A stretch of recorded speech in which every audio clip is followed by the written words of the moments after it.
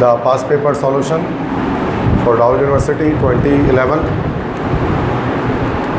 So this lecture will be beneficial for the students who are appearing for Karachi University test preparation, or they are appearing for Dow, for PharmD program or DPT program or BS programs, or even JSMU. For these programs, this lecture is also fruitful for the students who are appearing for the Federal Urdu University of Science and Technology, this university, or even the students who are appearing in MDCAT 2022. This is also fruitful for the students because this is based upon provincial syllabus. क्योंकि अभी ये confirm हो चुका है कि जो MDCAT होगा वो प्रोविंशियल सिलेबस से होगा, सिंध बोर्ड से, और जो प्रीवियस जो डाउ यूनिवर्सिटी जो है वो हमारे पास टेस्ट बनाया करता था वो प्रोविंशियल सिलेबस से बनाया करता था। अगर 2019, 20, 21 को हम छोड़ दें तो बाकी तमाम टेस्ट प्रोविंशियल से बने थे। तो अगर आप उनके पास पेपर्स कर लेते हैं तो डाउ के, PharmD, DPT, BS इनकी तैयारी भी हो जाती है। क्योंकि MCQs बैंक जो इस्तेमाल होता है वो डाउ का ही होता है नॉर्मल अपना। तो इसमें हम केमिस्ट्री पोर्शन पहले स्टार्ट कर रहे हैं। तो this is regarding Sindh board के रिगार्डिंग ही है, और पास पेपर सॉल्व करिए, ओवरऑल कोर्स से आता है ये, तो कुछ ना कुछ अकेले आप इसमें से कर पाएंगे और समझ भी पाएंगे। कंप्लीट कोर्स से जितना हमने पढ़ाई है उससे नहीं है यार, बाकी सबसे ही है, ठीक है ना। तो ओवरऑल कोर्स से रिलेट करके पास पेपर ये, तो उसमें 1, 2, 3 चैप्टर से तो नहीं आता, ओवरऑल कोर्स से आता है। तो क्वेश्चन 41 से स्टार्ट हो रहा है, बाकी से पहले फिजिक्स का पोर्शन होता है उसमें, और इंग्लिश भी होता है। इंग्लिश को बाद में कराऊंगा मैं। कि which of the following statements is true about amorphous solids.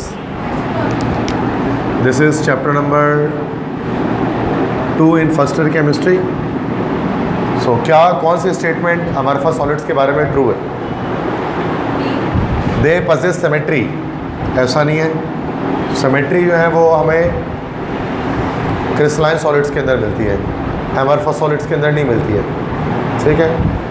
They are isotropic, they are anisotropic, they cleave along particular direction, नहीं ऐसा भी नहीं है। क्योंकि जो क्लेवेज प्लेन होता है वो सिर्फ क्रिस्टलाइन सॉलिड्स के अंदर होता है, अमरफस सॉलिड्स के अंदर कोई क्लेवेज प्लेन नहीं होता। They have a definite shape, तो ऐसा भी नहीं है। एक डेफिनेट ज्योमेट्रिकल शेप हमारे पास क्रिस्टलाइन सॉलिड के अंदर होता है। अब या तो बी है या तो सी है। देखो ए से तो अमरफस होता है, लेकिन वो ए से अनआइसोट्रोपिक नहीं होता है, वो आइसोट्रोपिक होता है। अनआइसोट्रोपिक जो है वो हमारे पास क्रिस्टलाइन सॉलिड्स होते हैं। जो क्रिस्टलाइन सॉलिड्स हैं दे आर अनआइसोट्रोपिक। अच्छा, क्या मतलब आइसोट्रोपिक का क्या मतलब होता है? What do you mean by this word isotropic? इसका आइसोटोप से कोई लेना देना नहीं है। सेम प्रॉपर्टीज, क्या मतलब? सेम प्रॉपर्टीज गलत आप कह रहे हैं, उल्टा कह रहे हैं, आपने इसका बता दिया।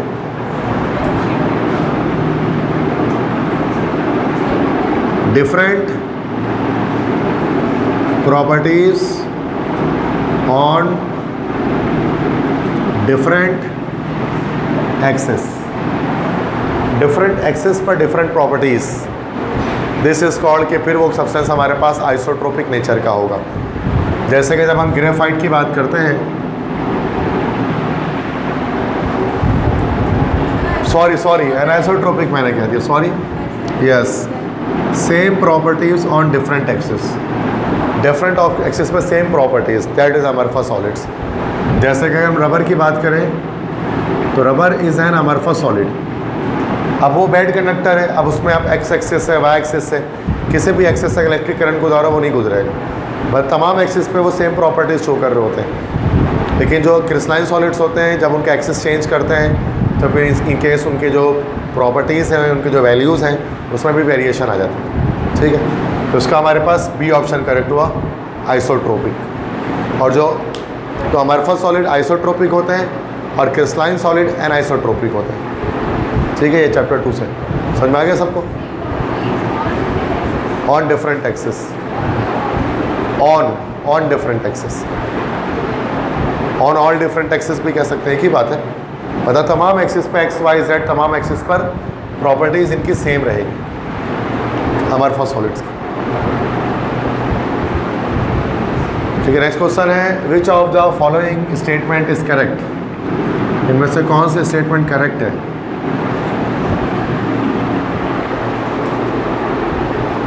You know,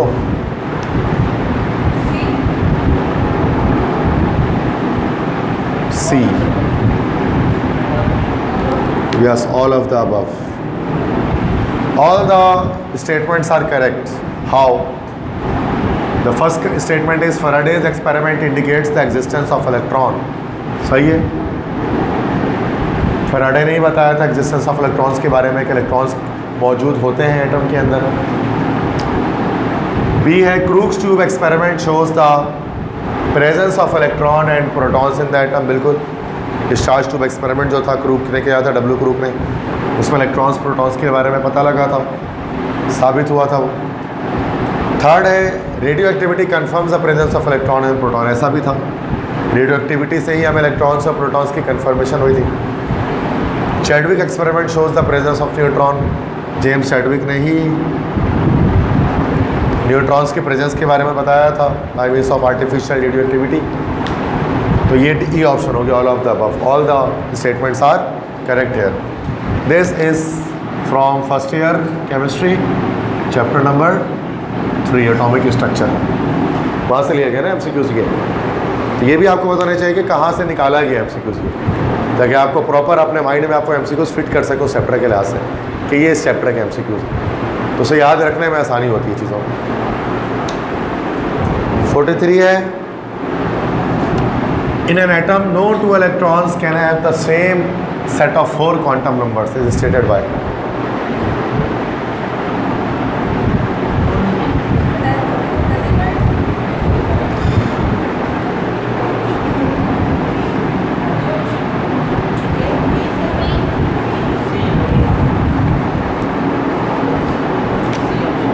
C option is correct one. This is Pauli's exclusion principle. This is also first year chapter number 3. ये एक स्टेटमेंट है पॉलीज एक्सक्लूजन प्रिंसिपल की। एक और बात करता था वो क्या करता था कि an orbital can have maximum 2 electrons with opposite spins. ये भी उसी की स्टेटमेंट है ना भाई, कि एक ऑर्बिटल में मैक्सिमम 2 इलेक्ट्रॉन्स आएंगे अपोजिट स्पिन्स के साथ। ये किसी भी एटम में 2 इलेक्ट्रॉन ऐसे नहीं हो सकते जिनके चारों क्वांटम नंबर सेम हो।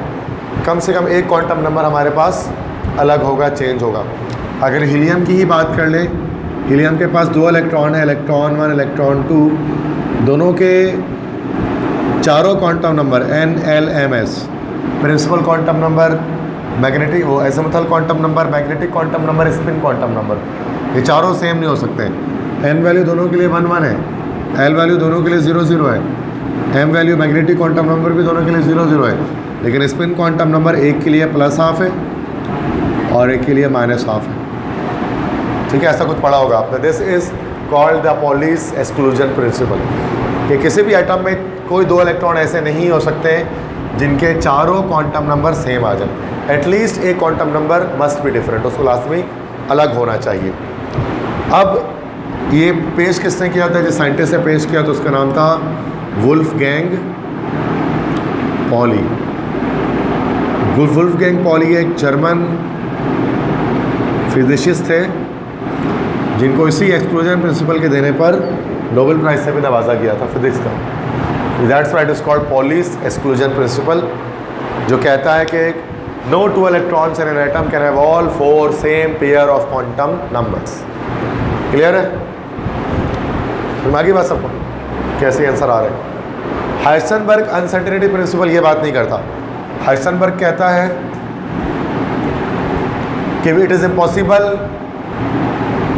Impossible to determine the position and momentum of electron simultaneously in an atom.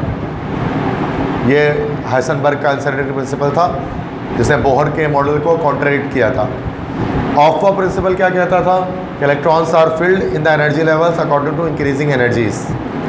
Increasing energy के लास्ट इलेक्ट्रॉन्स फिल होंगे। ऑफ एक जर्मन वर्ड है, बिल्डअप इसके मतलब होते हैं बिल्डिंग अप, तामीर करना। हुंडस्टूल कहता था कि if similar energy orbitals are possible the electrons are filled in unpaired format, after that they will be paired to acquire stability. अगर इलेक्ट्रॉन लगाना है आपको तो पहले अनपेयर्ड सिंगल इलेक्ट्रॉन लगाते हैं, उसके बाद डबलिंग करते हैं। ये कहलाता है हुंडस्टूल। N+L रूल क्या कहता है? N+L रूल कहता है कि electrons are filled in the energy level according to increasing N+L values. And if two orbitals have same N+L values then the orbital with the lower N value will be filled first. तो ये N+L, तो ये सबके statement अलग अलग है। ये जो स्टेटमेंट आपको सवाल में दी गई वो सिर्फ पॉली की स्टेटमेंट है। तो आपको सारे ही स्टेटमेंट आने चाहिए, तभी आप पॉली के स्टेटमेंट को समझ पाएंगे कि वुल्फगैंग पॉली ने अपने एक्सक्लूजन प्रिंसिपल के अंदर क्या स्टेटमेंट दिया था। क्लियर है? तो बाकी का भी पता होना चाहिए, ऐसा नहीं कि आप डायरेक्ट एक ही को याद करके बैठ जाओ। क्या पता दूसरा दे दें आपसे और वो प्रिंसिपल का दे दें, तो क्या बोलोगे? सर आपने तो करा ही नहीं था। वो तो करना है ना भाई, कहीं से, कहीं किताब में से कहीं से भी दे सकते हैं, मर्जी है।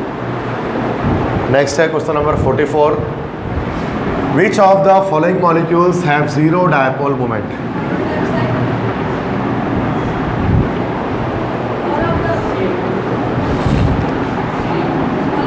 All of the above. सबके जीरो डायपोल मोमेंट है। डायपोल मोमेंट आपको पता होता है, न्यू से शो किया जाता है डायपोल मोमेंट को।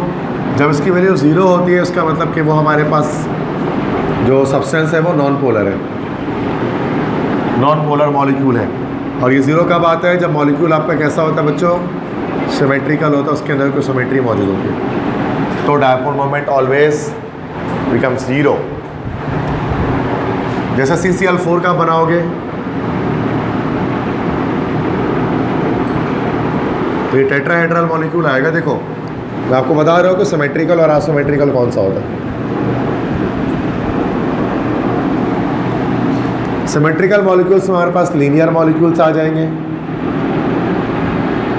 टेट्राहेड्रल आ जाएंगे और ट्रायगोनल प्लेनर आ जाएंगे। जबकि असिमेट्रिकल के अंदर हमारे पास बेंट आ जाएगा मॉलिक्यूल, जो एंगुलर मॉलिक्यूल होता है वो आ जाएगा। और दूसरा हमारे पास इसके अंदर पिरामिडल, ट्रायगोनल पिरामिडल,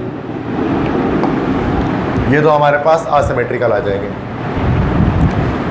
ठीक है, तो इनकी डायपोल मोमेंट हमारे पास ग्रेटर देन ज़ीरो होगी। अच्छा, आपको ये भी नहीं समझ में आता कि सर लीनियर है, पता नहीं क्या नहीं है, टेट्राहेड्रल, तो उसके लिए भी परेशान होने की ज़रूरत नहीं है। अगर लोन पेयर है, अगर लोन पेयर ऑफ इलेक्ट्रॉन है तो असिमेट्रिकल होगा, अगर लोन पेयर नहीं है तो सिमेट्रिकल होगा। हम ऐसे भी पहचान सकते हैं, बहुत तरीके हैं पहचानने के। अब CCl4 के तुम स्ट्रक्चर बनाओगे तो कार्बन के पास कोई लोन पेयर नहीं आएगा, इसका मतलब सिमेट्रिकल मॉलिक्यूल है, तो इसका डायपोल मोमेंट ज़ीरो हो गया। CO2 जब तुम बनाओगे तो CO2 बनाते हुए भी सेंट्रल एटम, कार्बन पे सेंट्रल एटम की बात कर रहे हैं, lone pair of electron around central atom. Central atom जो कम होता है, जो बीच में होता है। तो CCl4 में आप देख सकते हैं कि CCl4 में कार्बन में आपको कोई लोन पेयर ऑफ इलेक्ट्रॉन नहीं मिलेगा। भले Cl में आपको मिलेगा, बहुत सारा मिलेगा, लेकिन इससे कोई फ़र्क नहीं पड़ता। कार्बन में तो नहीं है ना। अगर लोन पेयर नहीं है तो सूरत में हमारे पास ये डायपोल मोमेंट ज़ीरो है, इसका सिमेट्रिकल मॉलिक्यूल है। Cl2, अच्छा Cl2 तो वैसे ही आप देख सकते हैं नॉन पोलर हो गया, ये चूँकि होमोडायटोमिक है तो वो तो वैसे ही डायपोल मोमेंट उसका ज़ीरो हो गया, बिकॉज ये होमोडायटोमिक हमेशा ज़ीरो डायपोल मोमेंट रखेगा, हमेशा नॉन पोलर होगा। C6H6 बेंजीन, बेंजीन में आपको पता है जब बेंजीन का स्ट्रक्चर आप बनाते हैं तो बेंजीन के स्ट्रक्चर में कार्बन पे कोई लोन पेयर नहीं आता, नहीं आता ना भाई लोन पेयर को। इस तरह से बनता है ना स्ट्रक्चर बेंजीन का। तो ये सारे हो गए, तो उसमें हम क्या लगा देंगे? ऑल ऑफ दीस लगा देंगे। ये ट्रिक है कि किस तरह से हम पहचानेंगे। अगर लोन पेयर आया सेंट्रल एटम में तो पोलर है, और पोलर है तो dipole moment greater than zero है। और अगर नहीं आया अगर सेंट्रल एटम में लोन पेयर तो फिर वो आसिमेट्रिकल है, सॉरी अगर लोन पेयर आया तो आसिमेट्रिकल है, डायपोल मोमेंट ग्रेटर देन 0 है, और अगर लोन पेयर नहीं आया तो वो सिमेट्रिकल है और उसका डायपोल मोमेंट इक्वल टू 0 है। समझ गए? डबल बॉन्ड आने से लोन पेयर तो नहीं आ रहा ना भाई, देखो थोड़ा बड़ा कर देता हूँ बेंजीन को ताकि आप अच्छे से समझ सकें कि यही है बेंजीन। पढ़ा होगा सेकेंडरी में, सभी ने पढ़ा होगा। क्या इसमें किसी भी कार्बन पे लोन पेयर ऑफ इलेक्ट्रॉन है? कार्बन के 4 इलेक्ट्रॉन थे, 4 यूटिलाइज हो गए। लोन पेयर वो होता है जो बॉन्ड बनाने में हिस्सा नहीं लेता। इसमें तो ऐसा कोई नहीं है ना भाई, किस वजह से ये नॉन पोलर है। वैसे शेप के लिहाज से कहो तो हर कार्बन आपको पता है sp2 हाइब्रिडाइज होता है, और हर कार्बन का कैसा स्ट्रक्चर होता है, इसके अंदर ट्राइगोनल होता है। नहीं आज सबको 120 डिग्री, पूरा चैप्टर 7 में ही भरा हुआ था सेकेंड ईयर में। ये तो बच्चों वाली बात कर रहे हो, इससे कई मुश्किल बातें पढ़ी होंगी आप सेकेंड ईयर केमिस्ट्री के अंदर। ये तो पहले दिन पढ़ा रहे थे टीचर बेंजीन के बारे में, उसके बाद जो बेंजीन की उल्टी पुल्टी बातें पढ़ाते थे, मतलब मुश्किल मुश्किल बातें बहुत पढ़ी। तो ये तो पता ही होगा सबको, इसमें कोई मुश्किल बात नहीं। क्लियर है यहाँ तक? नेक्स्ट क्वेश्चन है बॉन्ड एनर्जी के बारे में, बताएं जरा।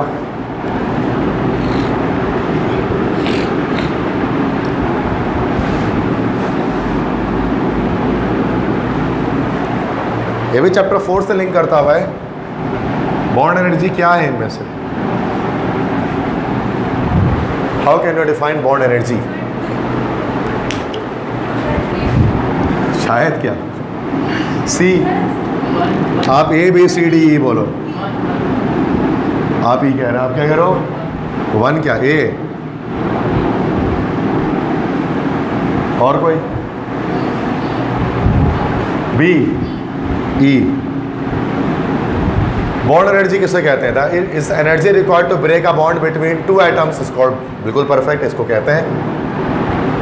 ये तो कहता ही है कि अगर बॉन्ड बना हुआ है हाइड्रोजन हाइड्रोजन के बीच में, और उस बॉन्ड को अगर आपको तोड़ना है तो आपको एनर्जी देनी पड़ेगी, तो ये बॉन्ड टूट जाएगा,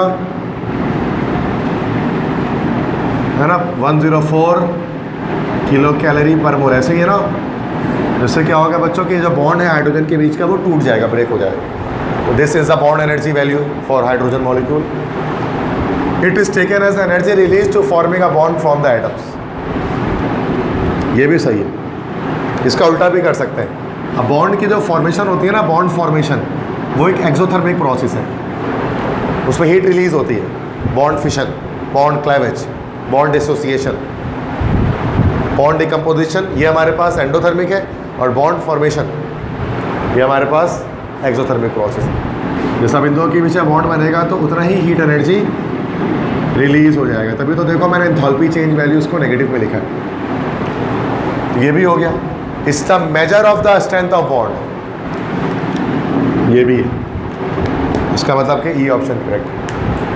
अब कैसे? जितना ज़्यादा, याद रखो बॉन्ड एनर्जी जितनी ज़्यादा होगी उतनी ज़्यादा स्ट्रेंथ ऑफ बॉन्ड भी तो होगा। जितनी ज़्यादा बॉन्ड एनर्जी, जितनी ज़्यादा बॉन्ड की ताकत होगी, बॉन्ड की कुव्वत होगी, उसको तोड़ना इतना मुश्किल होगा, डायरेक्टली प्रोपोर्शनल। समझ गए? तो ये इसका ऑप्शन करेक्ट किया, ई है। जिन्होंने ई कहा 1 2 3 तीनों स्टेटमेंट करेक्ट। तो इसलिए डायरेक्ट फर्स्ट स्टेटमेंट देकर फैसला मत करें, सारा स्टेटमेंट पढ़ें। बच्चे क्या पहला देखते बोलते यही सही है, यही लगा दो। इस तरह के क्वेश्चन जो आते हैं ना, ऐसा मल्टीपल ठीक हो सकते हैं, ए बी सी डी करके, मतलब ना कुछ क्वेश्चन लिखी, कुछ स्टेटमेंट लिखी होती है, फिर यहाँ से चेक करके बता रहा होता है। ये स्लाइटली मुश्किल हो जाता है उनके लिए जिनका कॉन्सेप्ट नहीं होता, तो इस कॉन्सेप्ट से वो करोगे तो आसान है। नेक्स्ट क्वेश्चन देखें, चैप्टर नंबर 7 से आ रहा है ये, फर्स्ट ईयर के। बहुत आसान, वेरी वेरी इजी क्वेश्चन है यार। Oxidation number of nitrogen this compound, this is first year, chapter number 7, oxidation number.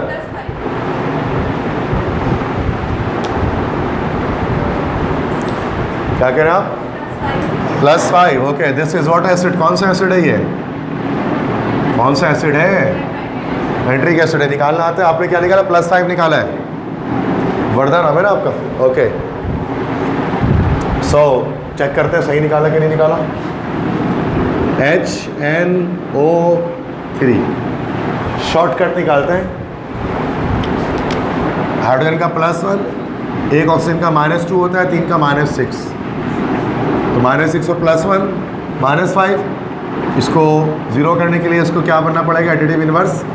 -5 का एडिटिव इन्वर्स हो गया +5। Yes, okay, +5 is the correct answer. समझ गए कैसे निकलता है, ये आता है निकालना ऑक्सीडेशन नंबर, इसी को ऑक्सीडेशन स्टेट भी कहते हैं। बहुत आसान सवाल है, आते हैं एक ना एक सवाल ऑक्सीडेशन नंबर का आता है। ऑक्सीडेशन नंबर निकालिए, किसी भी टेस्ट में आप कराची में दोगे एक सवाल आएगा इसका। नेक्स्ट,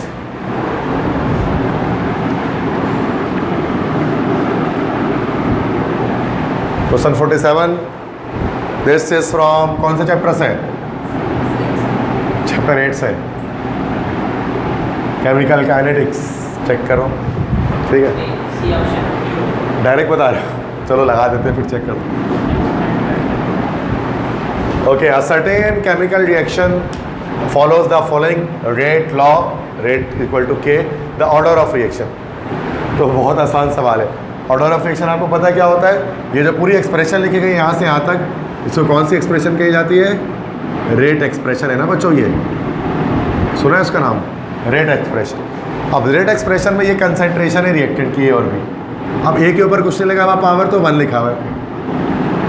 अब आपको ऑर्डर ऑफ रिएक्शन निकालना है, तो उसके लिए क्या करते हैं बच्चों, कंसंट्रेशन के ऊपर जितनी पावर लगी हुई है सबको प्लस कर देते हैं। ये 1 + 2 करोगे तो कितना आ जाएगा, यस बिल्कुल सही। बहुत आसान सवाल होता है, थर्ड ऑर्डर का रिएक्शन है, ठीक है। तो इस तरह इजी सवाल है, इसको तो आराम से आप कर सकते, ऑर्डर ऑफ रिएक्शन को जो क्वेश्चन अगर आए तो बस प्लस कर देना है। Question 48, only 2 elements are present in, very easy question.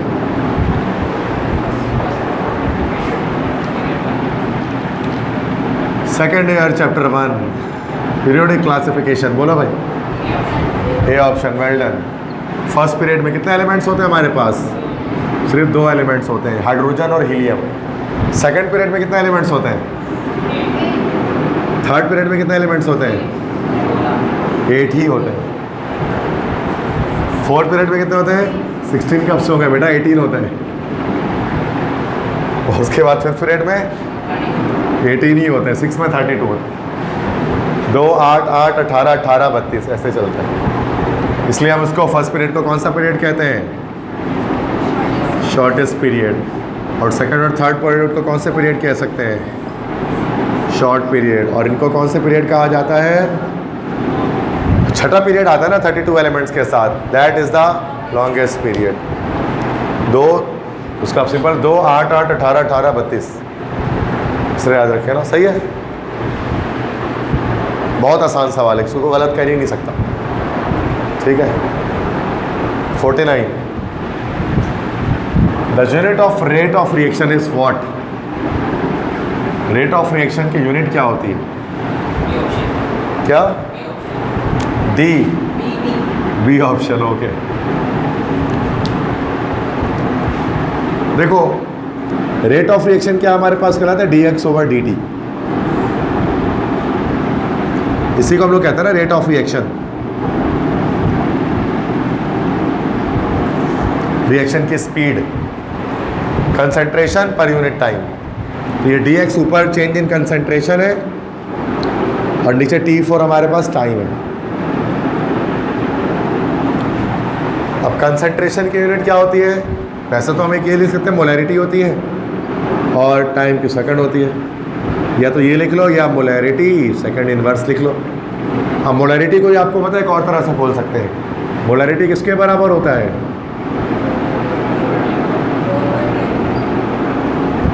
मोल पर डी एम क्यूब के बराबर होता है। तो हम उसको खोल सकते हैं, तो ये क्या हो जाएगा हमारे पास, मोल पर डी एम क्यूब पर सेकंड, या फिर mole D M cube inverse. Yes, Naveer ने सही कहा, बी ऑप्शन करेक्ट होगा। सॉल्व करके आए हो क्या घर से? अच्छा, पहले तो मैंने ये तो नहीं कराया, मैंने पहले कभी इसको तो फिर भी नहीं कराया होगा। ओके, 2011 का पेपर कब सॉल्व कराया हो, तभी करा रहा हूँ मैं, बहुत पीछे का पेपर है ये। तो मोल पर डी एम क्यूब पर सेकंड, ये चलो सही बताया आपने, वेल डन। समझ में आया सबको कैसे निकाला है ये? तो इतना दिमाग उन्होंने चलाया होगा तब जाकर ये आया होगा, ठीक है। तो हमें भी इतना दिमाग चलाना पड़ता है कि मतलब रट्टा मार लो, या तो यही होती है, लेकिन समझना पड़ता है ना कि कैसे आया ये ज़रूरी है। समझा भाई एप्टीट्यूड में काम आता है। रट्टा लगा के आप सबको पता है, इससे पहले अगर एक भी टेस्ट दिया तो आपको पता है कोई फ़ायदा नहीं होता है ना। रट्टा हुआ काम हमारे आता ही नहीं, कुछ जो समझा हुआ था उसी में कुछ ना कुछ नंबर आ जाते हैं टेस्ट में।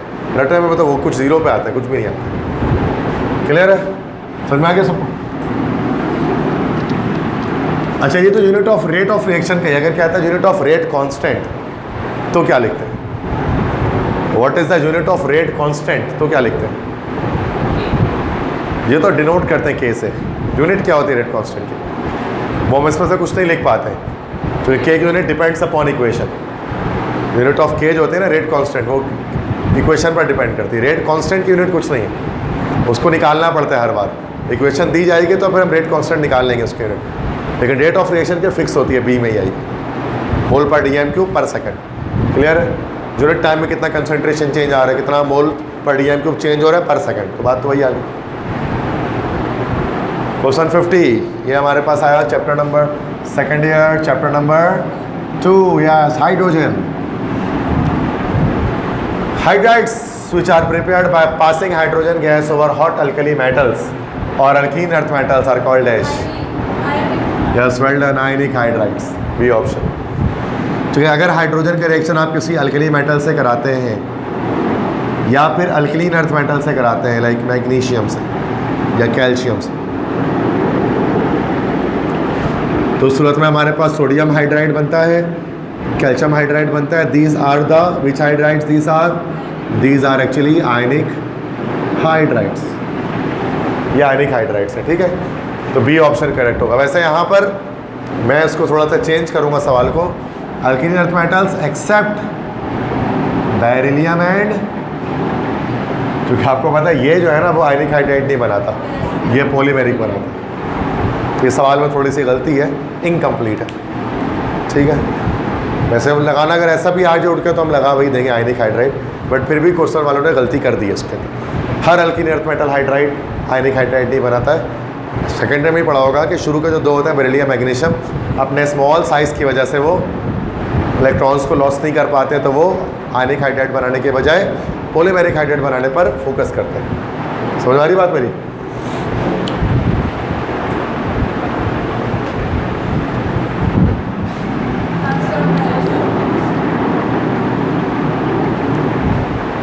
ओके,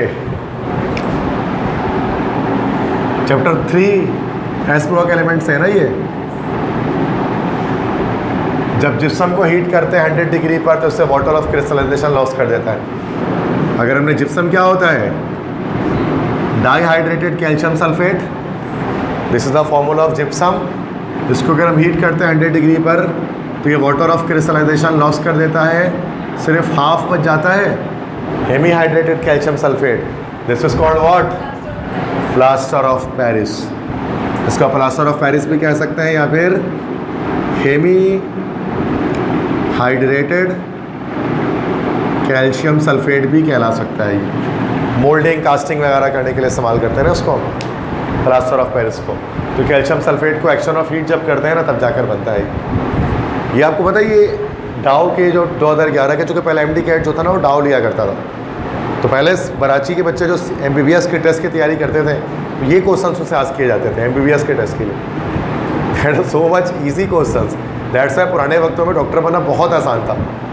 जो आज आपको डॉक्टर बने हुए मिलते हैं ना बैठे हुए, वो सब आराम से डॉक्टर बन गए थे। आज अब अच्छा इस साल दोबारा आसान हो जाएगा, इस साल दोबारा डाउ ले रही है चूँकि, लेकिन जो PMC आया था ना तो उसने 3 साल तक बच्चों के लिए बड़ी परेशानी क्रिएट की थी। बहुत मुश्किल टेस्ट बनता था तो नंबर नहीं आते थे। इस साल से दोबारा आने स्टार्ट हो जाएंगे बिकॉज ऑफ PMDC जो बन गया। तो देखो PMDC ऐसा पेपर बनाता है, तो ये तो बहुत आसान है, कुछ भी नहीं है इसके। भाई अगर आप PMC का पास पेपर सॉल्व करोगे तो कितना मुश्किल होता है। वो फेडरल से, पंजाब से, कहाँ से उठाते हैं। अच्छा, इसमें एप्सम सॉल्ट का फॉर्मूला क्या है? यस, MgSO4 तो है, लेकिन इसके साथ वाटर ऑफ क्रिस्टलाइजेशन भी होता है। Yes, 7H2, good. केसराइट का फॉर्मूला पता है किसी को? MgSO4 dot 10H2O, no, 0H, सिर्फ H2O। 10H2O तो वॉशिंग सोडा में आता है। ब्लीचिंग पाउडर का फॉर्मूला पता है किसी को? CaOCl2, calcium chloro hypochloride. Professor Odling ने सजेस्ट किया था ना ये फॉर्मूला। कास्टिक सोडा का फॉर्मूला पता है किसी को? Caustic soda NaOH, sodium hydroxide को ही कहते हैं ना कास्टिक सोडा। ऐसे ही मैं एक्स्ट्रा बता रहा हूँ, नॉलेज दे रहा हूँ, ठीक है, वरना तो हमें आंसर तो हमारा आ गया ऐसी। बट सवाल तो ऐसा भी आ सकता है ना, भी फॉर्मूला बताइए इसका क्या, पता होना चाहिए। तो अभी हम पास पेपर सॉल्व कर रहे हैं, जबकि कोर्स कंप्लीट नहीं कराया मैंने, तो मुश्किल होगी। मैंने लास्ट क्लास में बताया था ना कि विदाउट कोर्स कंप्लीशन पास पेपर सॉल्व करने के लिए मुझे अब क्या करना पड़ा, पूरा डिटेल बताना पड़ा हर एक के बारे में। ये अगर मैंने पढ़ाया हुआ होता पूरा, फिर मैं नहीं बताता, डायरेक्ट आंसर और आगे बढ़ जाता। लेकिन अभी आप ऐसा कर नहीं सकोगे, अभी आपको सिखाना पड़ेगा हर एक सवाल। क्लियर है? ताकि आपको कॉन्फिडेंस बिल्डअप करने के लिए मैं पास पेपर कराता हूँ कि भाई इतना मुश्किल नहीं आता है, आसान आता है, कोई इतना परेशान नहीं हो रहा। पेज 50, अच्छा क्वेश्चन नंबर 52 है कि द केमिकल प्रॉपर्टी या properties of sulphuric acid is या आर, इनमें से कौन सी सल्फ्यूरिक एसिड की केमिकल प्रॉपर्टीज़ है? All of the above. भाई सही है। ये हमारे पास कौन से चैप्टर से आ रहा है?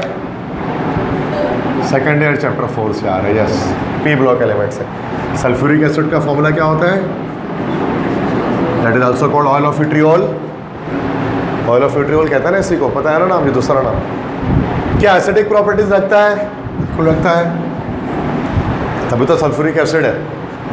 क्या ऑक्सीडाइजिंग प्रॉपर्टीज रखता है? बिल्कुल रखता है, ऑक्सीडाइज कर सकता है, बहुत अच्छा ऑक्सीडाइजिंग एजेंट है। क्या डिहाइड्रेटिंग प्रॉपर्टी रखता है? ऑर्गेनिक कंपाउंड से बहुत इस्तेमाल किया है आपने सल्फ्यूरिक एसिड को, वाटर को रिमूव करने के लिए, वाटर मॉलिक्यूल को डिहाइड्रेशन करने के लिए। क्या सल्फोनेटिक प्रॉपर्टी रखता है? बिल्कुल रखता है। बेंजीन की जब आप सल्फोनेशन करते हैं, बेंजीन सल्फ्यूरिक एसिड को बनाने के लिए, तो उसमें क्या करते हैं? सल्फ्यूरिक एसिड इस्तेमाल करते हैं। ये सारे हो गए, तो ई ऑप्शन हो गया, ऑल ऑफ दिस। जैसे फ़ौरन से बता दिया तो भाई वेरी गुड, कि आप इतना फ़ौरन से कॉन्सेप्ट कैट कर पा रहे हैं कि ओके। जैसे जब ऑल ऑफ दिस आता है ना, तो मोस्ट ऑफ द टाइम वही आंसर होता है। ये देखने में आता है 50% ऑफ द केसेस में, अगर नॉन ऑफ दिस या ऑल ऑफ दिस है ना, तो वो करेक्ट आ रहा होता है। आप भी अपने बचपन से लेकर आज तक ऑब्जर्व करो, आपको यही फील होगा। जब तक ज़िंदगी में आपने पेपर दिया तो ऑल ऑफ दिस आया तो चांस उसी का होता है। ये मैं ट्रिक बता रहा हूँ आपको, लेकिन हर बार नहीं लगेगी, ऐसा नहीं कि फेल भी हो सकती है, ज़रूरी नहीं है। अगर ऑल ऑफ दिस कहीं पे भी नहीं आया हुआ है, मान लो किसी में भी नहीं, सारे में कोई ना कोई आंसर है और कोई वर्डिंग वाला आंसर है, तो most of the time B उसका आंसर होता है। ये भी एक लॉजिक है, बी उसका आंसर होता है। क्योंकि जब पेपर बनाते हैं ना, तो वो पहले सोचते हैं मुश्किल गलत डालें, पहले कभी भी वो सही नहीं डालते। पहले कोशिश करते कि लोगों को ऐसा लगता है पहला वाला ही सही, फिर दूसरा सोचते हैं आप सही डाल लेते हैं कि भूल ना जाए कहीं, मतलब कि आखिरी में डालना, फिर उसके बाद तीसरा चौथा गलत डाल रहे होते, तो अक्सर बी में डाल रहे होते हो। ये मैंने ऑब्जर्व किया, जितने पेपर मैंने ज़िंदगी में सॉल्व कराए, हज़ारों पेपर सॉल्व कराए मैंने तमाम यूनिवर्सिटीज़ के, मतलब आप प्ले लिस्ट में जाकर देखेंगे तो आप परेशान हो जाएंगे, इतने पेपर मैंने पास पेपर सॉल्व कराए, कितने साल पुराने। तो मैं यही ऑब्जर्व किया मैंने कि ऐसा ही है। लेकिन ये फिर मैं बताऊँ ट्रिक है, ये कोई रूल नहीं है, आप इसको फॉलो नहीं करना। इन केस जो बिल्कुल तुक्का लगाने की आदत बच्चे हैं, उनके लिए मैं बता रहा हूँ कैसे लगाना है, किसी में लगाना पड़ ही जाए तो। नेक्स्ट क्वेश्चन है, complete the following equation. Same वही सल्फ्यूरिक एसिड का टॉपिक से आ गया है, second year chapter number 4। Aluminium का सल्फ्यूरिक एसिड से रिएक्शन करेंगे, क्या बनेगा? ABCDE। तुक्का लगा दिए तो। देखो, एल्यूमिनियम एक हाईली रिएक्टिव मेटल है, तो जब हाईली रिएक्टिव मेटल रिएक्शन करेगा ना डाइल्यूट सल्फ्यूरिक एसिड से, तो बस सिंगल डिस्प्लेसमेंट हो जाएगी।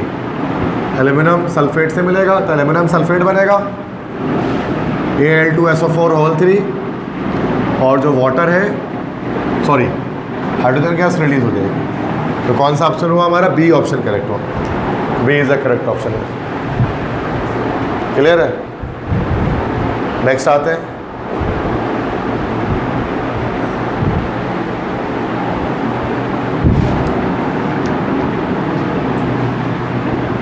the electronic configuration of iron is iron की इलेक्ट्रॉनिक कॉन्फ़िगरेशन क्या होगी?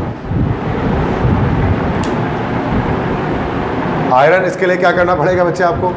This is second year chapter number 1। Iron होता है Fe और एटॉमिक नंबर कितना होता है आयरन का? 26। इतना मसला नहीं है, आप देखो एंड तक जाना है आपको ना। 4s2 पे जाकर 20 हो जाता है। और 3d 20 तो हो गया ना, 6 लगा दो आखिरी में, ये चेक कर लो 4s2 3d 6 यार है 3d6 4s2 आ जाए भले, सी करेक्ट हो गया। मतलब पूरा बैठ के नहीं करते रहो, मतलब 20 से ऊपर का आ रहा है ना, तो बस हमें पता होना चाहिए 4s2 3d, तो यहाँ तक तो 20 हो गया। अब ये 30 तक यहाँ पहुँच जाते तो लगाते रहो यार, पूरा रोना 1s2 2s2 2 3s2 3 पीसेस करते रहोगे, बड़े हो गए आप, डायरेक्ट कर लो, आ गया ना आंसर, तो आ रहा है, सिंपल बात खत्म। और वही यार आप भी ऐसे ही कर रहे थे, लेकिन टाइम वेस्ट कर रहे हैं आप। ठीक है, क्लियर है? Very easy question, electronic configuration से आती है सबको करनी configuration. The chemical name of the baking powder, ABCD बोलो मुझे। सोडियम बाइकार्बोनेट, या सेकेंड ईयर चैप्टर 3 से sodium bicarbonate, the B option is the correct one. Formula क्या होता है इसका? Na2CO3। क्या हो गया? जैसे सोडियम अच्छा, वो बाई का मतलब 2 समझ रहे बच्चे। हाँ ये तो हो सकता है, बाईसाइकिल में तो 2 पहिए वाली साइकिल, तो सोडियम बाइकार्बोनेट मतलब Na2CO3 होना चाहिए। नहीं, ऐसा नहीं, वो डाई होना चाहिए फिर, मतलब बाई का मतलब हाइड्रोजन लगता है इसमें, Na2 नहीं। अच्छा, सोडियम कार्बोनेट का फॉर्मूला, इसका फॉर्मूला होता है Na2CO3। उसको कॉमनली क्या कहा जाता है? उसको बेकिंग पाउडर कहते हैं। उसको वॉशिंग सोडा कब से हो गया ये? जैसे सोडा ऐश, वॉशिंग सोडा में 10H2O भी आता है इसके साथ। Decahydrated sodium carbonate is called washing soda, और ये एनहाइड्रस सोडियम कार्बोनेट है। एनहाइड्रस सोडियम कार्बोनेट का मतलब there is no water of crystallization, तो ये सोडा ऐश है। ठीक है, सोडियम हाइड्रोजन कार्बोनेट, 1 मिनट, गलत सवाल, दोनों करेक्ट है भाई। सी भी तो यही है, sodium hydrogen carbonate, B C दोनों करेक्ट है, तो उसके फ्री में नंबर बटेंगे। मतलब कि डाउ में ऐसे ही होता था, वो नंबर दे, गलत MCQ है। सोडियम हाइड्रोक्साइड क्या है भाई? और इसका दूसरा नाम, कॉमन नेम इसका अभी तो बताया था, कास्टिक सोडा या कॉस्टिक सोडा। सोडियम क्लोराइड का फॉर्म, इसका दूसरा नाम सॉल्ट नहीं, सॉल्ट तो साहब ये सब सॉल्ट है, दूसरा नाम इसका NaCl का। अरे घर में जो नमक खाते उसका नाम दूसरा, हब सॉल्ट नहीं बोल देना, कॉमन सॉल्ट। भाई बहुत सारे नाम, इसी को कॉमन सॉल्ट कहते हैं, इसी को टेबल सॉल्ट कहते हैं, इसी को रॉक सॉल्ट कहते हैं, इसी को हलाइट कहते हैं, ये सब इसी का नाम है। और इसको पानी में डाल दो तो ब्राइन भी इसी को कहते हैं। सही है भाई, ये सब नाम इसी का, सुना होगा सारा नाम, table salt, common salt, rock salt, halite, सब यही है, NaCl। क्लियर है? अभी कल पेपर होता नम्स का हुआ था, MBBS का, national university of medical sciences, कल टेस्ट हुआ था नम्स का। नम्स यूनिवर्सिटी है ना MBBS के लिए, वो मज़ा आता है उसका पेपर सॉल्व करने में, हो चुका वो और फेडरल होता है, वो पता लगता है कि यस पेपर है, कुछ बना है। ये तो कुछ भी नहीं है उसके मुकाबले में, तब केजू का पेपर जो आता है, ये सब जो आता है। लेकिन आप लोगों को नम्स तो किसी को नहीं देना ना, मेरे दिया तो नहीं होगा ना किसी ने नम्स, ठीक, कल हुआ था। वो नम्स होता है उसके लिए, फ़ज़ाइया के लिए और बहरिया के लिए और आर्मी मेडिकल कॉलेज AMC के लिए, उसके लिए होता है। चलो ये देखो, बहुत आसान है, UPSC नोमेनक्लेचर करनी आती है। Second year chapter number 6, ABCD बोलो। B। And how come this is possible? We have to do the numbering. Numbering right side से हो जाएगी, लेफ्ट से तो नहीं होगी। दैट्स 1 2 3 4 5 6। अब डबल बॉन्ड कहाँ कहाँ लगा हुआ है? 1 पर और 4 पर लगा हुआ है, 1,4। और डाई हेक्सिन के बजाय क्या लिखते हैं? हेक्साडाईन। ऐसे ही है ना भाई, करना आता है नोमेनक्लेचर IUPAC। तो ये अल्कीन बना है, दिस इज अल्कीन। अल्कीन है ना ये। चलो एक सवाल आपसे कर रहा हूँ कि ये कॉन्जुगेटेड अल्कीन है कि आइसोलेटेड अल्कीन है? पता है किसी को? Either it is conjugated alkyne और आइसोलेटेड अल्कीन। ये कराची बोर्ड में नहीं पूछेंगे आपसे, नाम से पूछा था इसलिए बता रहा हूँ। अब ये नहीं पता आप लोगों को, फिर नाम पता था। ये आइसोलेटेड अल्कीन है। आइसोलेटेड इसलिए कि अगर डबल बॉन्ड एक छोड़ के एक पे आ जाए ना, अगर जैसे यहाँ पर अगर डबल बॉन्ड होता तो ये हमारे पास कॉन्जुगेटेड अल्कीन हो जाता, लेकिन डबल बॉन्ड दूर दूर है तो ये आइसोलेटेड अल्कीन है। बट ये आपको याद नहीं रखना, ये जैसे मैं बता रहा हूँ कि ये मुश्किल टेस्ट जो आते हैं ना उनमें इस तरह के क्वेश्चन आते हैं, किसमें रेजोनेंस है, किसमें हाइपर कॉन्जुगेशन है, वो नम्स वाले देते हैं सिर्फ, हर कोई नहीं देता। केजू वाले और डाउ वाले आसान देते हैं। 57 याद करके आए हो क्या? All of the above, yes. कैसे? We can make it from petroleum. हम इसको पेट्रोलियम से बना सकते हैं। पेट्रोलियम से मुराद हम इसको एन हेक्सेन से बना रहे हैं और एन हेप्टेन से बना रहे हैं, सही है। तो ये पेट्रोलियम से बनता है। कोल से बना सकते हैं। कोल से पहले हम इसको कन्वर्ट करते हैं किसमें? बिटुमिनस कोल लेते हैं, उससे हम कोल टार निकालते हैं, फिर कोल टार से बेंजीन बनाते हैं। याद है सबको? सेकेंड ईयर में पढ़ा होगा आपने इसको। कोल से कोल टार, फिर उससे बेंजीन। और कोल कौन सा लेंगे? सारे कोल नहीं, बिटुमिनस कोल, मीडियम ग्रेड कोल जो होता है उससे ना। उसके पहले उसकी हम करते हैं डिस्ट्रक्टिव डिस्टिलेशन, कोल टार निकलता है, फिर उसकी फ्रैक्शनल डिस्टिलेशन करके बेंजीन निकाल लेते हैं, C6H6। और ये प्रोसेस किसने बताया था? पहली बार दुनिया में किसने कोल टार में से बेंजीन को एक्सट्रैक्ट किया था? पता है किसी को? किसी को नहीं पता, सब मासूम बच्चे बैठे हुए। Hofmann. Hofmann was the first person to isolate benzene from coal या कोल टार। एसिटाइलिन से बना सकते हैं। एसिटाइलिन किस चीज़ का कॉमन नेम है? इथाइन। इथिन का कॉमन नेम इथाइलिन है, ये एसिटाइलिन लिखा हुआ है। तो एसिटाइलिन से बना सकते हैं। पोलीमराइजेशन करते हैं ना भाई, याद है सबको? 3 मॉलिक्यूल्स यूज़ करते हैं इथाइन के। ऑर्गेनोनिकल कैटलिस्टिक होता है, तो उससे गुजारते हैं, तो ये हमारे पास बेंजीन बन जाता है। डिटेल में नहीं जा रहा इसकी मैं, तो पढ़ाएंगे तो डिटेल देख लेंगे। From phenol. फिनॉल से बना सकते हैं। फिनॉल क्या होता है? बेंजीन रिंग के साथ OH, इसका किससे? जिंक से रिएक्शन कराता है ना, रिड्यूस हो जाता है, ये ZNO बन जाता है और बेंजीन रिंग अलग हो जाती है। याद है? Reduction of phenol. तो ये 4 तरीके हैं जिसके थ्रू हम क्या कर सकते हैं? बेंजीन की फॉर्मेशन कर सकते हैं। तो यहाँ पर ऑल ऑफ दिस हो गया। इन तमाम तरीक़ों से बेंजीन को बनाया जा सकता है। क्लियर है? कुछ भी पूछना, anything you want to ask? अपने तौर पे मैं बता देता हूँ जितना मुझे कुछ होता है, फिर भी आपको लगे कि सर आप कुछ बता दें इसके बारे में और तो मैं बता दूँ। ठीक है, आगे बढ़े।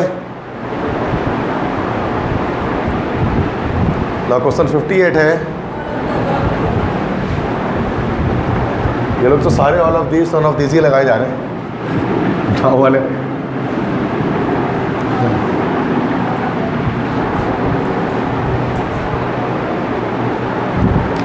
The electrophilic reactions of benzene are, सारे ही होते हैं, halogenation, nitration, sulphonation, alkylation, acylation, सभी electrophilic substitution reactions of benzene है ना भाई। हैलोजिनेशन करते तो हेलो बेंजीन बनता है, नाइट्रेशन में नाइट्रोबेंजीन बनता है, सल्फोनेशन में बेंजीन सल्फोनिक एसिड बनता है, अल्काइलेशन में कोई अल्काइल बेंजीन बन रहा होता है, असाइलेशन में एसिटोफिनोन बन रहा होता है हमारे पास। याद है कुछ? डिटेल में नहीं जा रही, स्कीमेटिक लंबी डिटेल है इसकी सारी की। तो इसका ई हो जाएगा, ऑल ऑफ द अबव सभी होते हैं। 5 होते हैं ना इलेक्ट्रोफिलिक, 1 2 3 और 2 यहाँ पर 5। अच्छा, एक और पूछना आपसे, इन दोनों रिएक्शंस को खास नाम दिए जाते हैं डी वाले। Yes, well done. This is Friedel Crafts reactions. ये अल्काइलेशन असाइलेशन 2 होती है ना फ्रिडल क्राफ्ट के। 59 OR is the nucleophile of,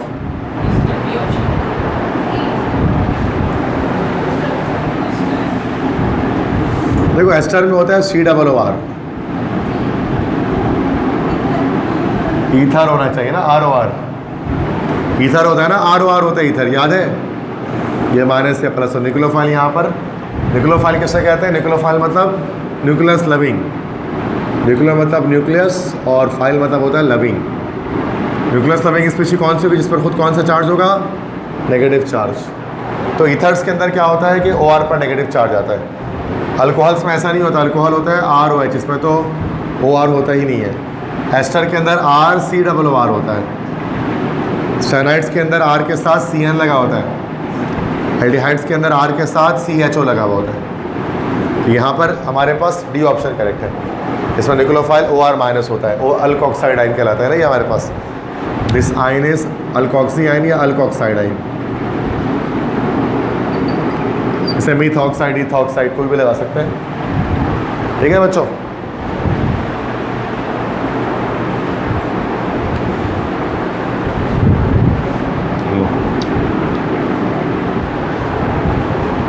okay, next question है कि primary alcohols is produced by reactions of ग्रिग्नाइट reagent with the following bye hydrolysis in acidic medium. Yes, इसका ये second year chapter number 8 से आपके पास है। ठीक है, और इसका करेक्ट आंसर हमारे पास हो जाएगा फॉर्मल्डिहाइड। तो जब फॉर्मल्डिहाइड से रिएक्शन करेगा ग्रिग्नाइट रिएजेंट तो फिर आपको प्राइमरी अल्कोहल देगा 1 डिग्री अल्कोहल, और अगर एसिटाल्डिहाइड से करेगा तो सेकेंडरी मिलेगा, और कीटोन से करेगा तो फिर टर्शियरी मिलेगा।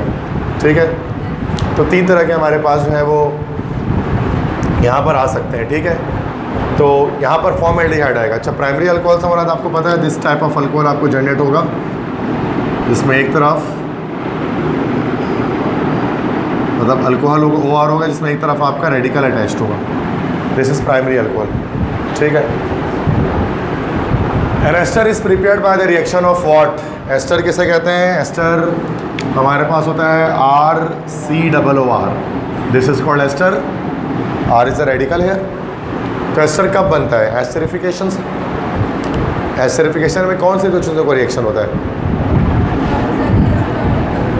यस, एक कार्बोक्सिलिक एसिड लेते हैं और एक अल्कोहल लेते हैं। जब दोनों रिएक्शन करता है आपस में तो आपके पास एस्टर बनता है और साथ में वाटर। तो कौन सा ऑप्शन होगा? बी ऑप्शन करेक्ट है ना। इसी प्रोसेस को हमारे पास कहा जाता है एस्टरिफिकेशन। एक रिवर्सिबल रिएक्शन होता है ना ये, एस्टरिफिकेशन। सही है, बी ऑप्शन करेक्ट है। 62 है, which of the following acid is used for etching? Hydrofluoric acid. Yes, HF इसका फॉर्मूला होता है ना। इसको एचिंग के प्रोसेस में इस्तेमाल करते हैं। एचिंग में क्या किया जाता है कि ग्लास के ऊपर नक्शो निगार बनाए जाते हैं। आप देखो ना, ग्लास के ऊपर डिज़ाइंस बने होते हैं अलग अलग किस्म के। तो ग्लास पर जो डिज़ाइंस बनाए जाते हैं वो bye means of hydrofluoric acid बनाए जाते हैं। ये second year chemistry chapter number 11 से MCQ था। लास्ट चैप्टर में था ये एचिंग, ग्लास के टॉपिक में था। 63 है, चैप्टर नंबर 1 में आ गए दोबारा फर्स्ट ईयर की।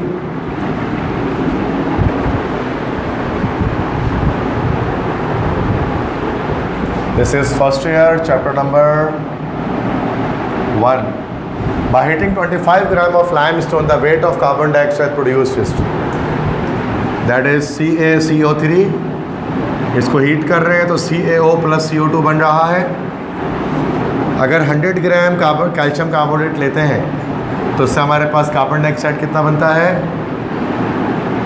44 ग्राम बनता है। ऐसा ही है मास रिलेशनशिप स्टोइकियोमेट्री में। अगर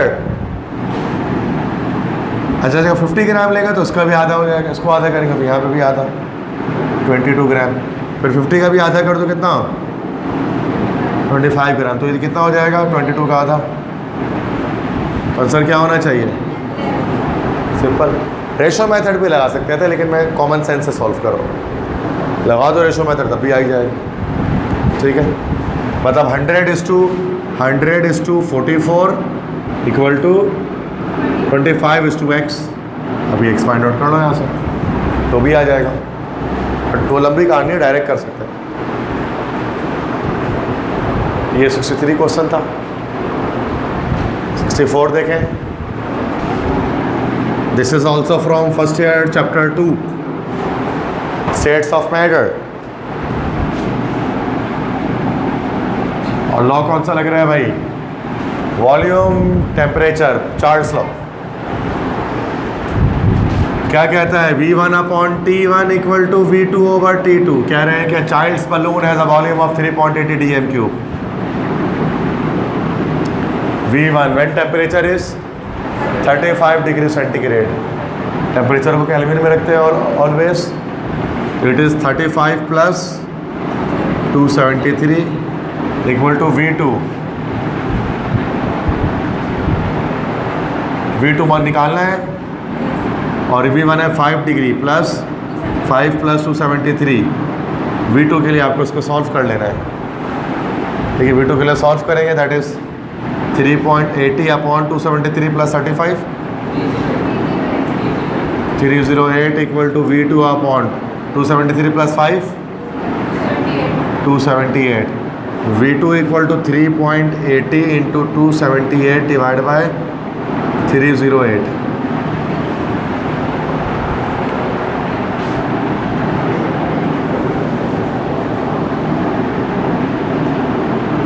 अब यहाँ पर इसकी कैलकुलेशन रिक्वायर्ड होगी। 3.4 थे 3.0 3.25.54 1 मिनट 3.80।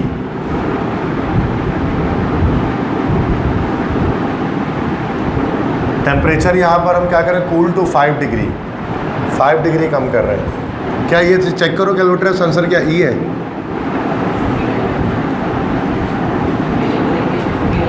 हाँ तभी मैं कह रहा हूँ कि उसको देखते हुए आप करके देख लो। छोटी वैल्यू आएगी ना, वो यही लॉजिक लगा रहा हूँ मैं। 3.43 1 minute.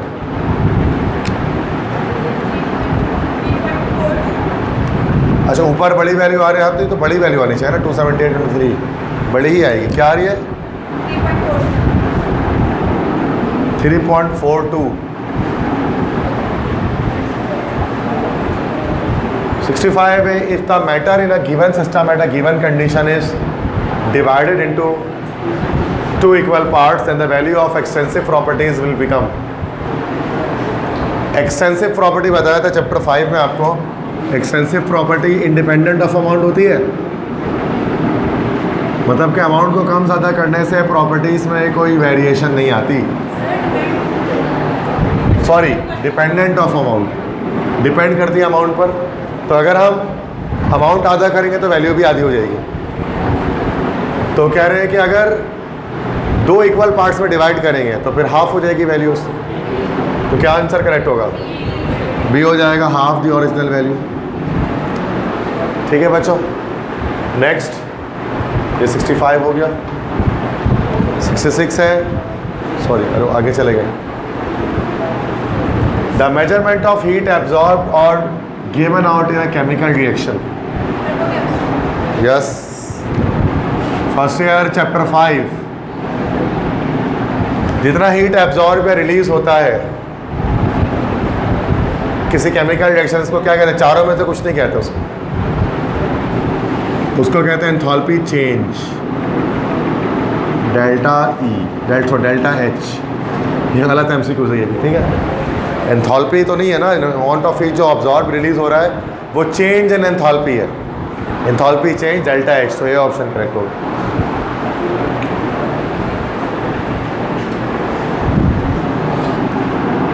In a reaction this, first year chapter 8 reaction दिया हुआ है। When equilibrium was attend the concentration was, जब इक्विलिब्रियम अटेन हुआ तो कंसंट्रेशन ए और बी की 4 थी, सी की 6 मोल पर डेसीमीटर क्यूब थी। The equilibrium constant Kc for the reaction is, अब वो पता है Kc किसके बराबर होता है? Product upon reactant. प्रोडक्ट हमारे पास है सी का स्क्वायर अपॉन ए और बी। सी हमारे पास है 6 का स्क्वायर हो जाएगा और 4 इंटू 4 36 अपॉन 6। इसको सॉल्व आउट करेंगे तो ये आपका आ जाएगा 2.25। ठीक है, ये कैसी कि ये न्यूमेरिकल था प्रोडक्ट अपॉन रिएक्टेंट। प्रोडक्ट की कंसंट्रेशन को रिएक्टेंट की कंसंट्रेशन से डिवाइड कर दिया। और आपको पता है जब इक्विलिब्रियम एक्सप्रेशन बनाते हैं तो जो भी मोलर कोएफिशिएंट होता है वो एक्सपोनेंट बन जाता है, पावर बन जाता है। पता है? नहीं पता था? पहली बार सुन रहे हो?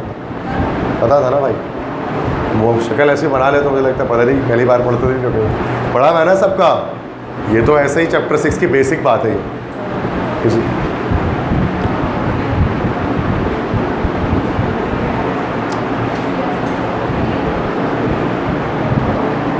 68 है, if the ratio of initial concentration of the reagent is greater then Kc then.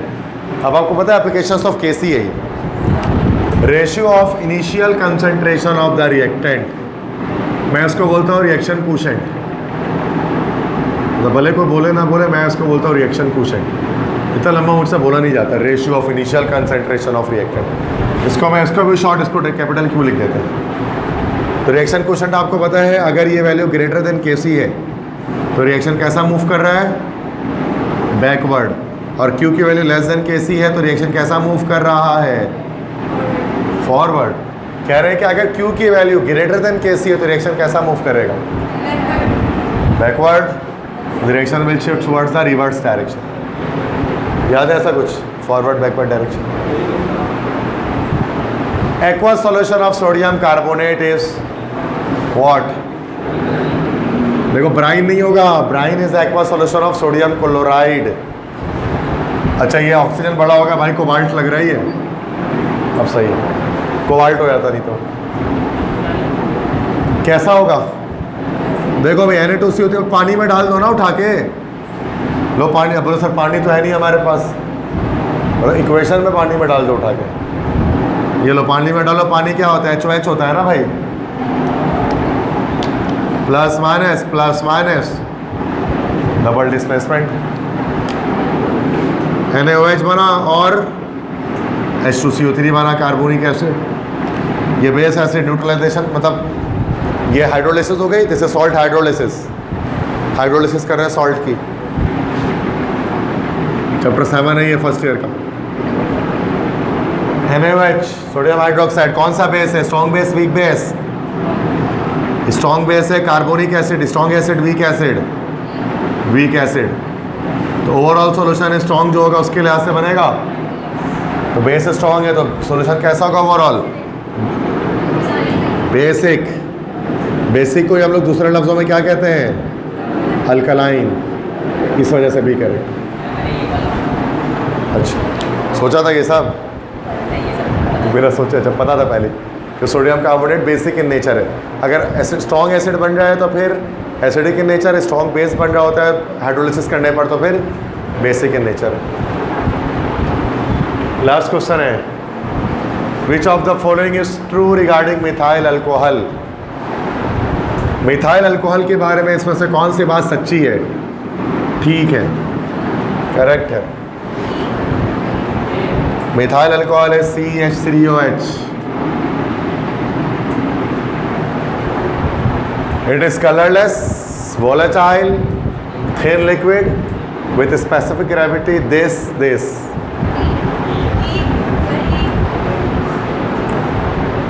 एक को फिलहाल छोड़ते हैं थोड़ी देर के लिए। कलरलेस तो इथाइल अल्कोहल भी होता है, वोलेटाइल भी होता है, थिन लिक्विड भी होता है। स्पेसिफिक ग्रेविटी या मेल्टिंग उसकी अलग होगी, छोड़ देते हैं। स्पेसिफिक ग्रेविटी याद तो मुझे भी नहीं है। एक को हम अंडर ऑब्जर्वेशन रखते हैं, बाकी आकर ख़त्म करते हुए जाते हैं। It is use for low temperature thermometer and the fuel substitute नहीं, इसके लिए इथेनॉल यूज़ किया जाता है, ethyl alcohol. It is extensively use in the formation of different beverage. Beverage कहते हैं शराब, शराब बनाने में मिथाइल अल्कोहल का इस्तेमाल है, इथाइल अल्कोहल का इस्तेमाल है। It is use as a base for perfumes. Ethyl alcohol perfumes में डलता है, मिथाइल अल्कोहल नहीं डलता। It is use as antiseptic and disinfectant. Tincture में इथाइल अल्कोहल डलता है। एंटीसेप्टिक जो टिंचर नहीं होता है जिससे ज़ख्म साफ करते हैं, अरे जो क्लिनिक्स में होता है ड्रेसिंग करने के लिए, तो वो तो उसमें इथाइल अल्कोहल होता है। उसका मतलब A option is the correct one. अगरचे हमें स्पेसिफिक ग्रेविटी की वैल्यू नहीं पता थी, बट फिर भी हम ए को करेंगे क्योंकि बाकी सारे तो आई नहीं, ए ही करेक्ट होगा। That's why A is correct. सही है, तो कि क्योंकि इथाइल अल्कोहल भी कलरलेस होता है, वो भी वोलेटाइल होता है, वो भी थिन लिक्विड होता है, स्पेसिफिक ग्रेविटी अलग होती होगी उसकी। सही है, तो हम इस तरह से भी एक माइंड चला सकते हैं कि हम रिवर्स चले ऑर्डर में, बाकियों को हम क्या करें, कट आउट करके आगे बढ़ें। तो मसला, तो ये 2011 के सारे क्वेश्चंस मैंने सॉल्व करा दिए केमिस्ट्री के जो आए थे। अब इंग्लिश के पेपर्स को सॉल्व करते हैं, ठीक है। तो इंग्लिश के क्वेश्चंस हैं वो देखते हैं।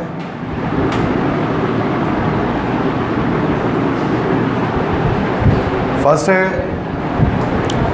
आइडेंटिफाई द वर्ड और phrase that needs to be changed for the sentence to be correct. हम लोग उसको कहते हैं स्पॉटिंग एरर, है ना भाई। How will they go, they got across the river if the ferry is not running. Why B? क्या होना चाहिए था, get होना चाहिए था। Yes, B is the wrong one. Why? Because how will they get across? will यहाँ पर जो आ रहा है ना, will यहाँ पर वर्ब की, तो will जब आ रहा था फ्यूचर सिंपल टेंस बन रहा है, और will के बाद हमेशा वर्ब की फर्स्ट फॉर्म आती है, तो get across होना चाहिए था यहाँ पे। स्पॉट हुआ एरर। सेकंड में देखें, children depend on their parents for food and clothing, no error. Yes, no error, कोई गलती नहीं है उसके अंदर, करेक्ट सेंटेंस है ये। चिल्ड्रन डिपेंड्स तो नहीं होगा ना, डिपेंड होगा, क्योंकि चिल्ड्रन पहले प्लूरल है। ऑन देयर पेरेंट्स, बच्चों बहुत सारे बच्चे हैं तो देयर की स्पेलिंग भी सही लिखी हुई है। अपने पेरेंट्स पर फॉर के लिए, फूड एंड क्लोथिंग ये भी सही है, कंपाउंड नाउन सब्जेक्ट बन रहा है हमारे पास, नाउन बन रहा है, तो ई है, नो एरर, कोई गलती नहीं है उसके अंदर। समझ गए, ये स्पॉटिंग एरर कहलाता है। चूज द लेटर्ड वर्ड और phrase that is most nearly opposite in meaning to the word in capital letters. मतलब इस बार आपको क्या करना है, वर्ड के एंटोनिम्स बताने हैं, अपोजिट्स बनाते हैं, जिद बताने हैं, मुतजाद वर्ड्स बताने हैं। असर्शन, अच्छा most nearly opposite, yes assertion. Assertion का मतलब होता है हामी भरना, यस डिनायल मतलब इनकार, तो B option is the correct one. Obstinate, ऐसे ही ऑब्स्टिनेट का मतलब होता है स्टबर्न, स्टबर्न, स्टबर्न मतलब जिद्दी, और जो जिद ना करे ज़्यादा, जो हर चीज़ में एग्री हो जाए, राज़ी हो जाए। फ्लैक्सिबल, जो एडजस्ट हो जाए हर चीज़ में। ऑब्स्टिनेट जो एडजस्ट ना हो सके, जो जिद पर अड़ा रहे। तो ऑब्स्टिनेट का जो हमारे पास एंटोनियम है वो फ्लैक्सिबल है। ठीक है, तो ये क्वेश्चंस कहलाते हैं, ये केयू में भी आते हैं, एंटोनिम्स उनको कहा जाता है, दैट इज मुतजाद। फिर एक क्वेश्चन हमारे पास आता है, word similar to the meaning in the capitalized form. मतलब एक वर्ड दिया जाएगा, अब आपको इसमें क्या करना है बच्चों,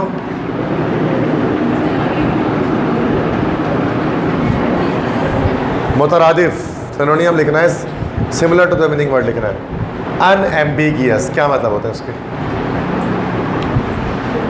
व्हाट इज अनएम्बिगियस?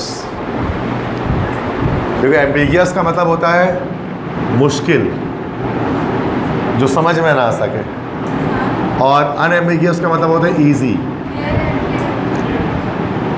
यस, तो उसका क्लियर हो जाएगा। अनएम्बिगियस लैंग्वेज मतलब आसान ज़बान, एम्बिगियस मतलब मुश्किल। तो अनएम्बिगियस का हमारे पास जो सिनोनियम निकलेगा, same meaning word, that will be clear. ठीक है जी, और देखते हैं रैकेट, रैक्ट, रैक किसे कहते हैं? टूटा हो, तो सिनोनियम बताए ना इसका, डी होगा, रुइंड। क्या सही है ना?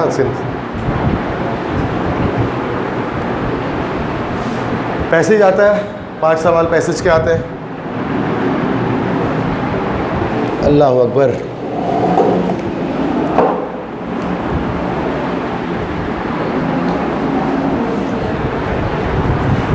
क्वेश्चन 7 और 8 जो है ना वो बेस करते हैं पैसेज पर, मतलब नेक्स्ट पे क्वेश्चन जो आएंगे वो पैसेज पर बेस करेंगे। पैसेज तमाम यूनिवर्सिटीज़ में ही आते हैं इंग्लिश के टेस्ट के अंदर, पैसेज पढ़ के रीड करके क्वेश्चंस के आंसर देने पड़ते हैं। तो ये पैसेज हमारे पास जो आ रहा है ये बुक से है, it is from secondary English का चैप्टर था, कितना पता है कौन सा चैप्टर है? Day the dam broke. Writer का नाम पता है? जेम्स थर्वर। सब भूल गए, सब भूल गए। ये हमारे पाकिस्तान के बच्चों की खासियत है, पढ़ते हैं और भूलते हैं।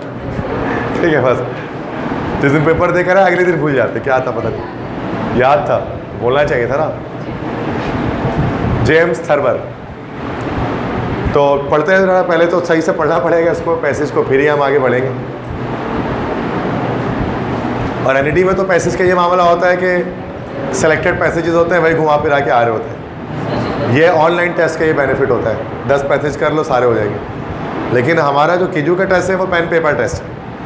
पेन पेपर टेस्ट के अंदर जाहिर सी बात है हर साल एक नया पेपर बनता है, पुराने पेपर को उठाते नहीं है, तो पैसेज उसमें हर साल उसमें नया डालते हैं कोई।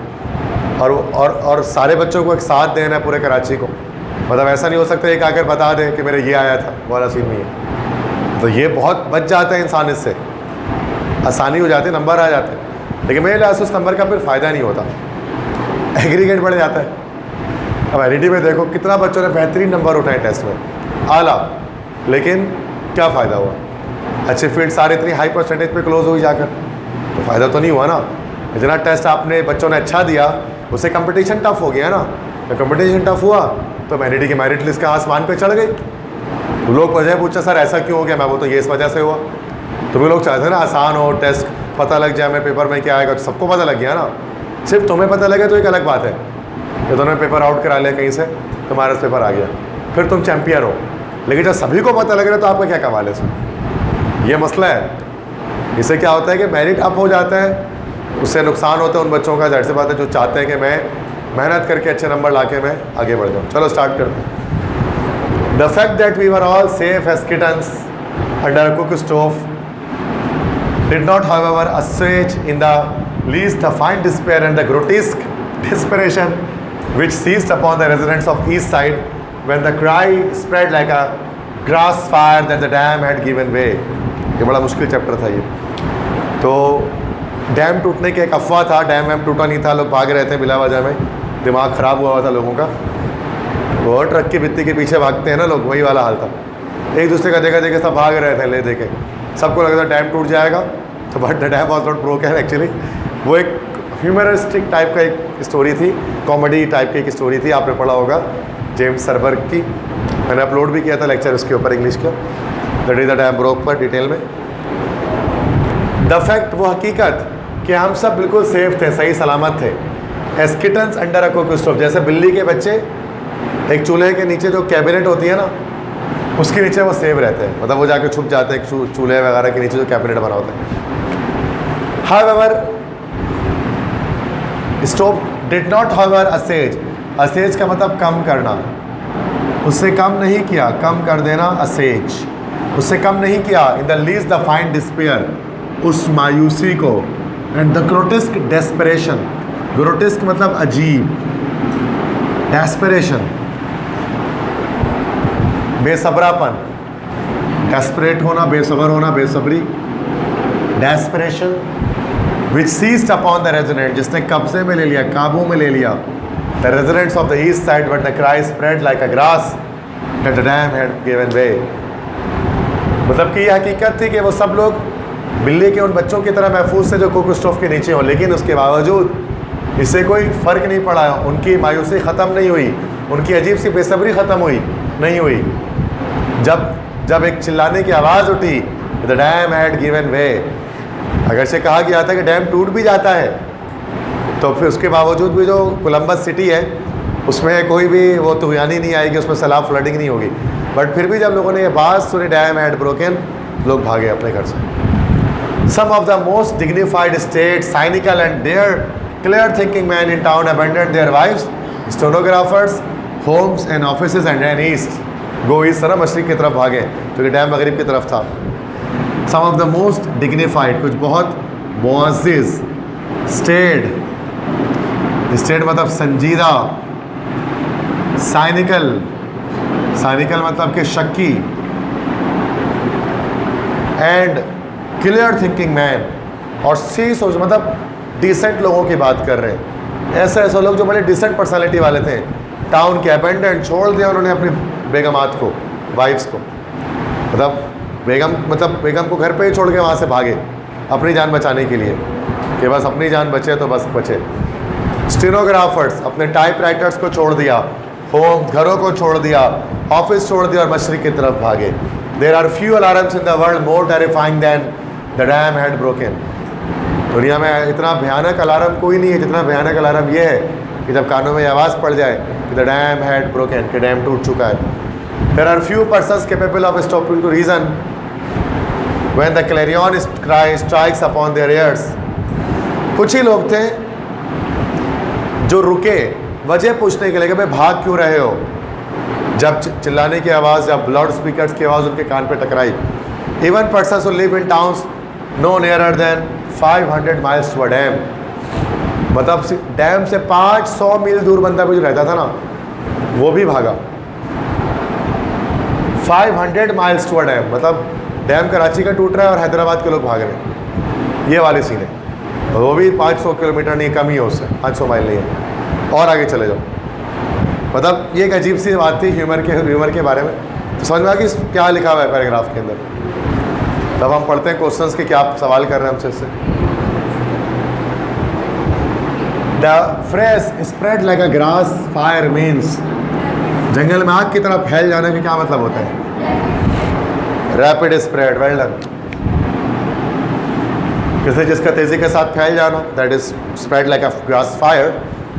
Identify the fresh in which the people of the east side experience one of the deadliest fears of their lives. The dam has broken. Yes, C option. Very easy. समझ आ गया सबको.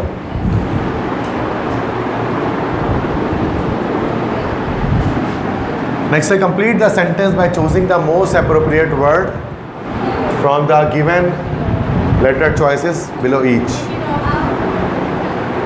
The injured player was taken dash the field.